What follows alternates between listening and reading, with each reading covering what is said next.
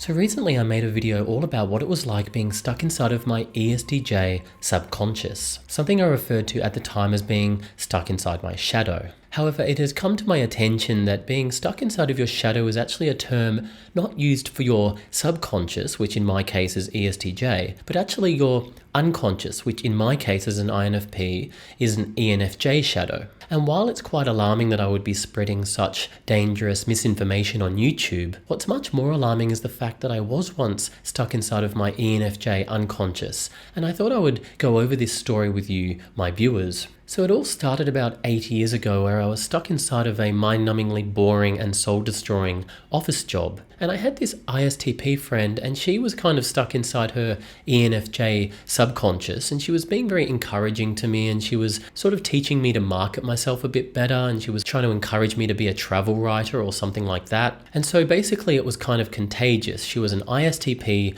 caught in her ENFJ subconscious, which was then passed along to me into my unconscious, and I started showing slight signs of being an ENFJ. And as a result of all of these influences and the fact that there was a girl I kind of liked on a lower level of the building and I didn't really have the guts to talk to her, I decided it was much easier to just sort of flee the country and cut off everyone I had ever known and to start a new life in the glorious pagan nation known as Japan. Now at this point I'd already been to Japan a few times and I'd always thought about living there, and I guess I just sort of put my foot down and decided it was time to just do it. But of course a lot of people move overseas in order to say goodbye to their former life and embrace being a completely different person. And I think in a lot of cases when people want to start over a whole new life, they actually end up just trapped inside their unconscious shadow. And that's basically what happened to me when I moved to Japan. I spent the first month drifting all over the country by myself, and that was really fantastic. It was a really great experience. But unfortunately, it was so easy to talk to Japanese people and to make friends as a foreigner. You know, I'd meet a bunch of Japanese hillbillies, let's call them, in the north of Japan, and we'd all be singing the Bee Gees together. My movements started becoming more and more exaggerated. I would turn up in hostels in Kyoto and I would tell the people in the kitchen,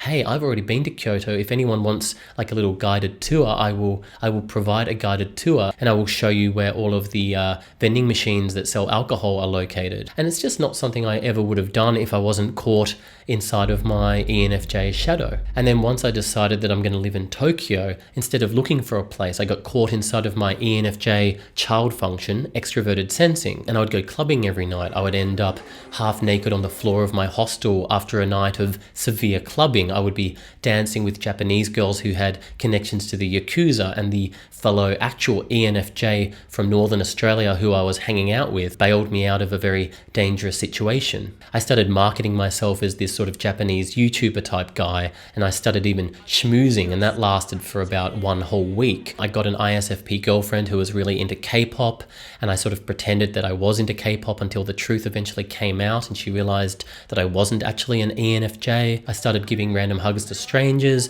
I started having dinner with monkeys. I was basically indulging in the ENFJ lifestyle. And while it was kind of fun while it lasted, I would find myself leaving clubs after some random Japanese girl had made me drink this little green potion, and I never really asked what the potion was. And I'd be crawling up the escalator, unable to walk at 4 a.m, and I'd be crying all the way home to my guest house and not really understanding why. But fortunately, I did eventually break out of this ENFJ shadow, which was quite a traumatic experience. I spent a few months in my room feeling very depressed. I would only emerge in the night time to listen to Radiohead while walking around the Tokyo canals and just feeling kind of melancholy. I started to go to karaoke all by myself and just sing my sorrows away. And it might sound hard to believe, but over time, I sort of reconnected with my INFP ego in a way that I hadn't really felt in a long time. I felt like a much more secure INFP. I had this INFP hairdresser actually, and I think he sort of pointed the way to the sort of INFP that I could be if I wanted to. He lived in this really hip area of Tokyo called Shimokitazawa, and he used to have these really nice musical nights, and it probably was a little bit hippie-ish, and I made my way for an hour and a half all the way to where he had invited me to this sort of get-together. And like a typical INFP, I looked inside and saw everyone looking kind of happy and playing acoustic guitar, and I thought, I don't want to interrupt them, and I just decided to go all the way home again and not even say anything. And of course, there is the fact that I spent months and months unemployed because I was so busy trying to reconnect with my ego that I eventually just ended up being completely broke and having to go all the way back to Australia and start all over again. But I do think it was very valuable for me to move to Japan and spend a few months trapped in my ENFJ unconscious, and then to re-emerge and rebuild my INFP ego. And I think that over the next few years, especially when I went back to Japan a few times, I did find myself to be a more confident, kind of assertive INFP. I didn't really feel the need to be too much of an ENFJ, but just to dabble in ENFJ-isms.